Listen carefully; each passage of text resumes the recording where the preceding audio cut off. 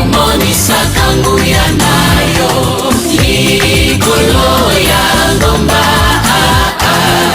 Kolo Yesu yokitisaka moto likolo ya ngomba. Kolo Yesu omonisaka nguya nayo. Chers amis, chers frères et sœurs, aujourd'hui, nous allons parler d'un sujet si important. Je voulais d'abord vous dire que nous sommes Église Montagne de l'Éternel, dont je suis le pasteur Freddy Mogoko. L'église est située au 42 de la rue Bangui sur l'avenue de la Paix à Mongali, à Brazzaville. Vous trouverez nos numéros au fil de vos écrans. Qu'est-ce qui m'amène aujourd'hui à partager avec vous? C'est la reconnaissance, la louange. Vous voyez, pour entrer dans la manifestation, pour voir Dieu agir, il nous faut apprendre à louer Dieu. Louer Dieu, c'est dire tout le mérite de Dieu. Tout ce que Dieu a fait, c'est compter les bienfaits de Dieu.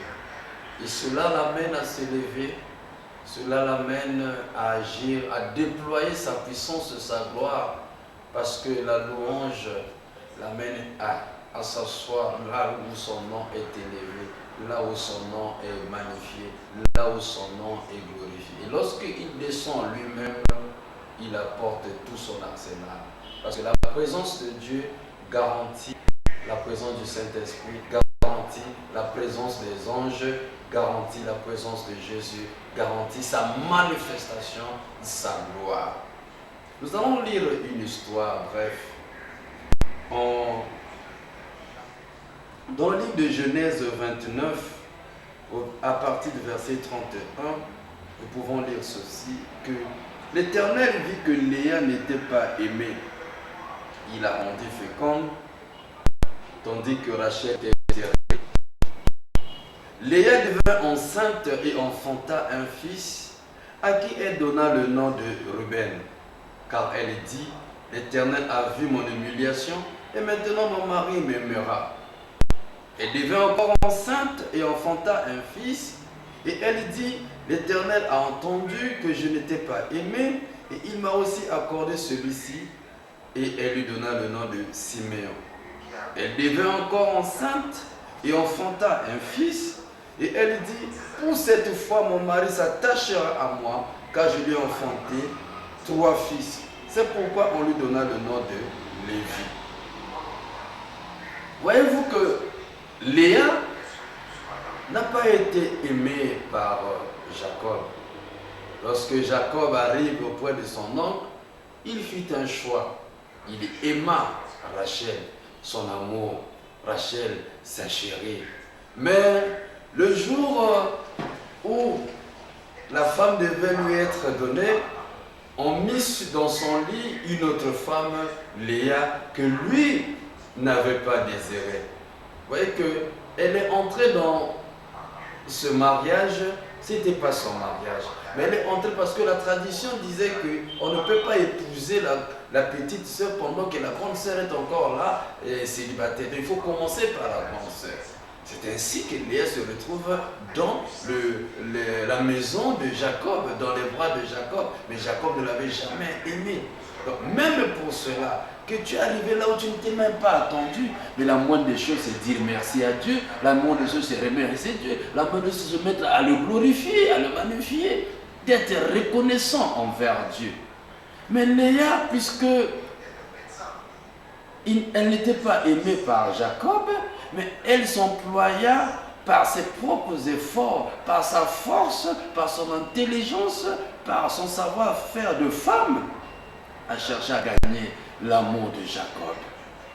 Et Dieu l'a rendue féconde. Elle a eu enfanté un nouveau fils, un premier enfant.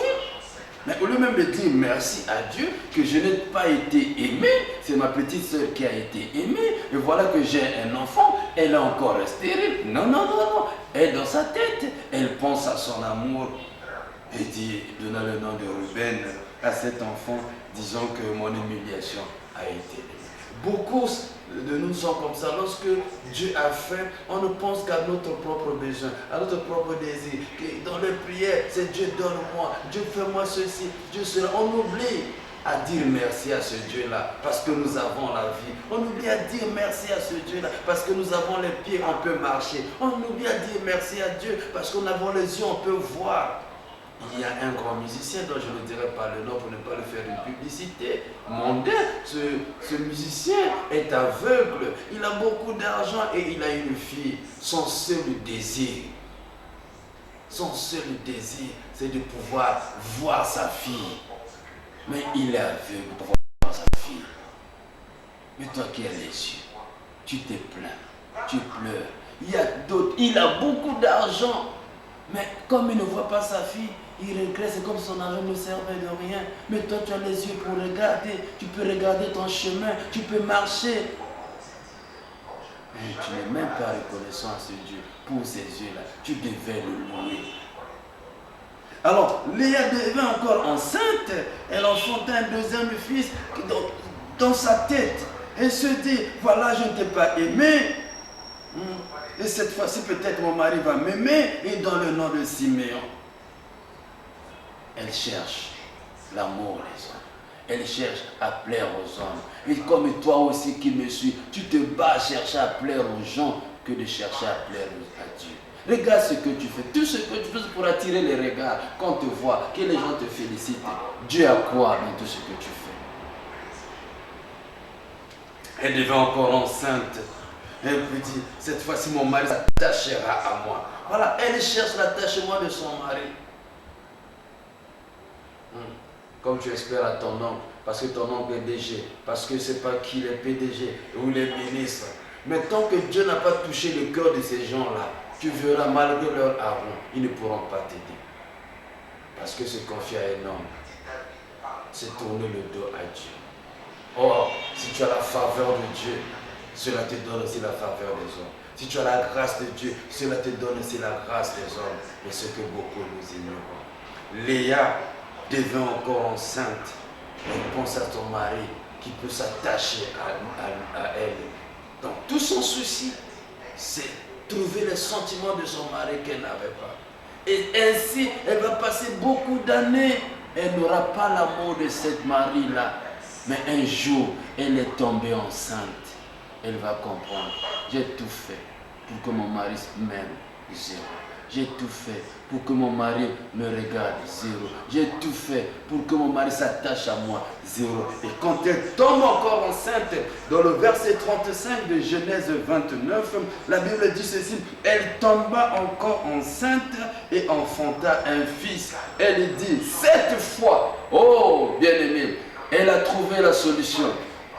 Elle a trouvé ce qui pouvait donner la joie dans son cœur. Que ce n'est pas son mari la réponse. Ce n'est pas son mari la source de sa joie. Ce n'est pas son mari. Ce n'est pas les biens qu'elle a. Ce n'est même pas les enfants qu'elle a eus. Elle dit, cette fois, je louerai l'Éternel. Cette fois, je louerai l'Éternel. C'est pourquoi elle lui donna le nom de Judas. Et elle cessa d'enfanter. Judas veut dire louer l'Éternel. Judas, c'est la louange. Elle a compris que pour tout ce que j'ai, au lieu de regarder à gauche ou à droite, que j'ai à louer d'abord mon Dieu. Que je puisse louer Dieu parce que je vis. Que je puisse louer Dieu parce que j'ai les mains. Que je puisse louer Dieu parce que j'ai les pieds, que j'ai les yeux, que j'ai les oreilles, qui fonctionnent et que j'entends. Que je puisse louer Dieu. Moi qui n'étais pas aimé, j'ai maintenant un mari. J'ai des enfants que je dois louer Dieu pour cela. Apprenons à louer Dieu. Loue Dieu, même quand tout va mal, glorifie Dieu. Même quand tout va bien, loue Dieu. Même dans ta maladie, loue Dieu. Parce qu'il y a des choses que tu n'auras même pas besoin de prier. Le fait seulement de louer Dieu va te baliser, va t'ouvrir les portes. La Bible dit, dans le livre de Psaume, bien aimé, je trouvais ça pour toi, où Dieu nous montre l'intérêt de la louange, où les enfants d'Israël ont appris à louer Dieu, ont appris à magnifier Dieu. Nous allons revenir après ces brefs instants.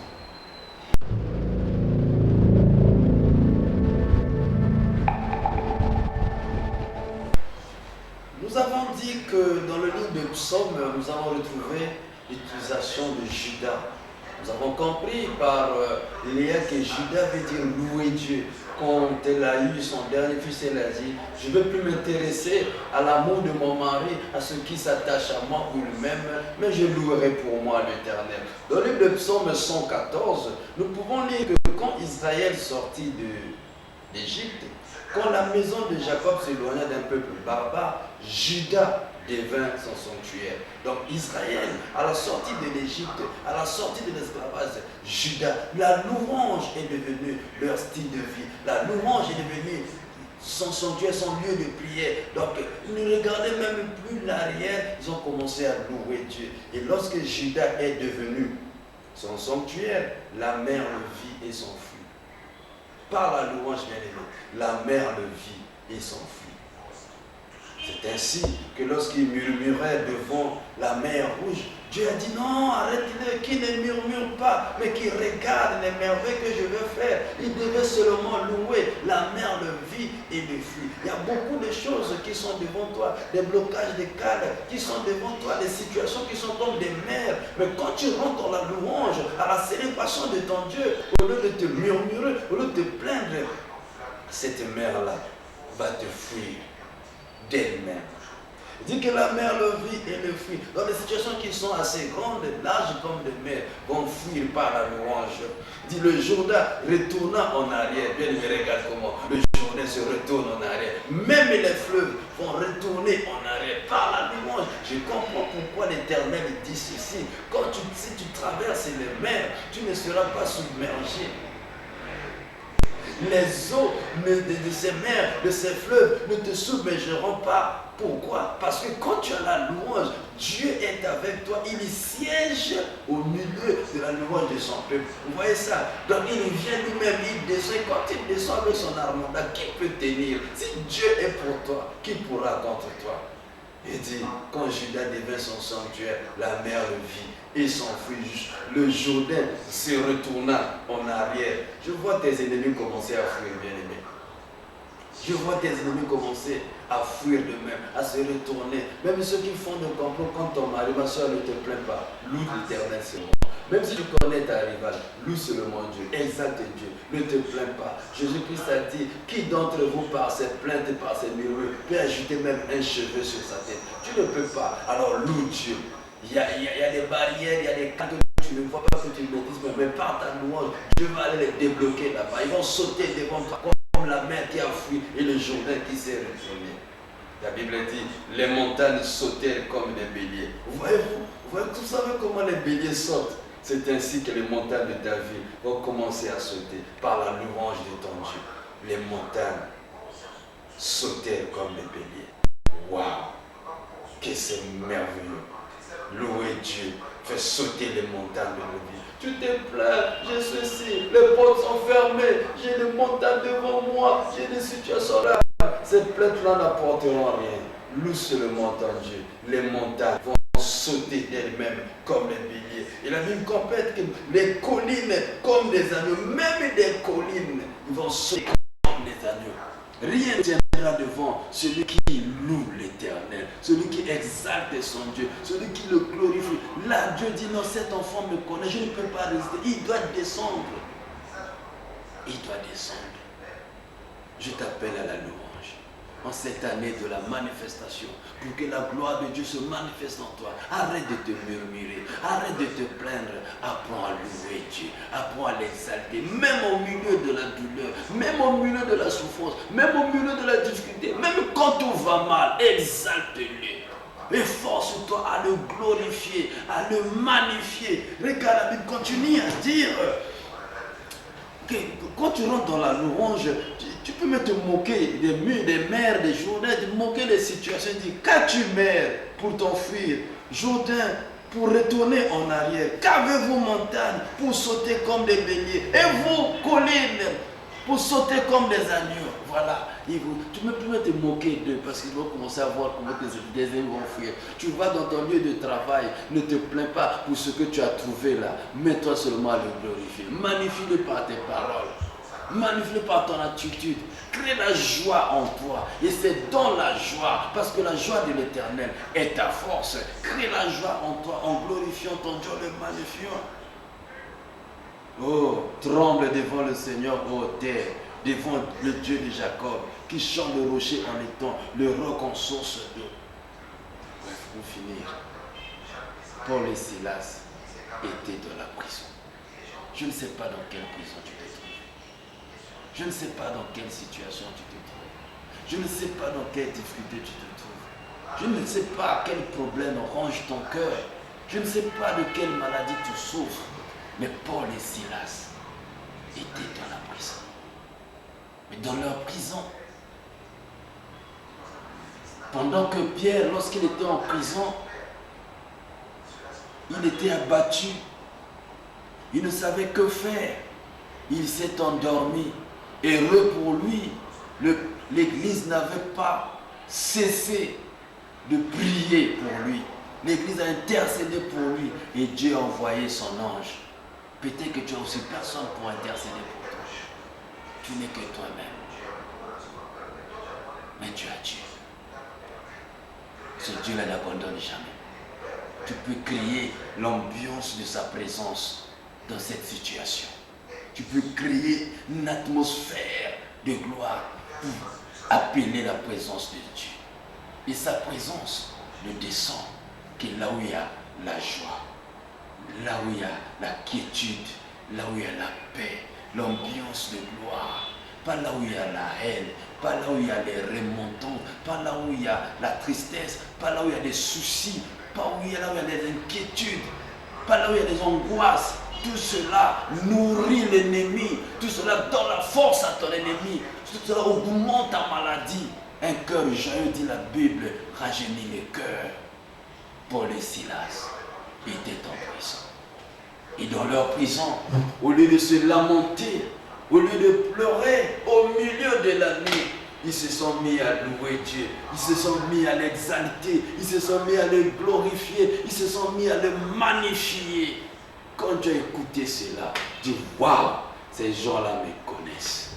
Ces gens-là me connaissent. Il a bougé seulement son pied parce qu'il siège dans le ciel et la terre et son marchepied. Et quand il a bougé seulement ses pieds, le lieu où ils étaient trembla.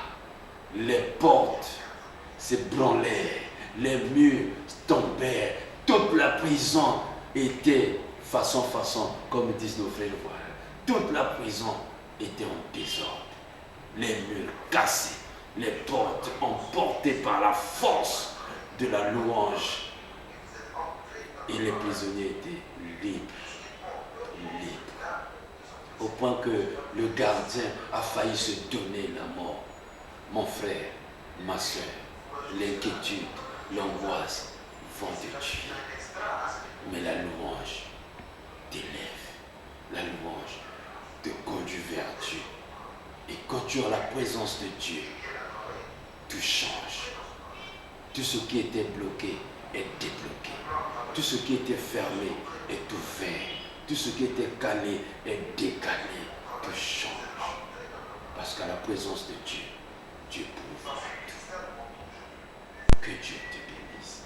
Entre dans la louange. Sors de ces soucis. Laisse cette angoisse.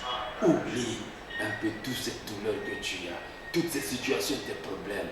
Loue Dieu. Exalte Dieu. Glorifie Dieu. Magnifie Dieu. Et tu feras. Mon Dieu te bénira. Mon Dieu t'exaucera. Mon Dieu répondra à ton désir. Même si tu n'es pas demandé, même si tu n'as eu pas le courage de dire un mot à lui, par seulement ta louange, il descendra et les murs seront brisés et les voies seront ouvertes devant toi. Que Dieu te bénisse. Je voudrais prier pour toi aujourd'hui. Mon Dieu, mon roi, je te recommande mon frère, ma soeur, qui vient de nous suivre. Tu connais sa situation. Interviens, papa. Toi qui es le Dieu qui siège au milieu de la louange de ton peuple, siège au milieu du cœur de ton enfant maintenant, parce que ce cœur va commencer à te louer et à t'exalter. Au nom de Jésus. Amen. Soyez bénis. N'oubliez pas d'aimer et de partager cette vidéo avec vos connaissances et de nous suivre toujours sur notre page YouTube Modèle TV. C'était votre humble serviteur, le pasteur Freddy Mokoko de l'église Montagne de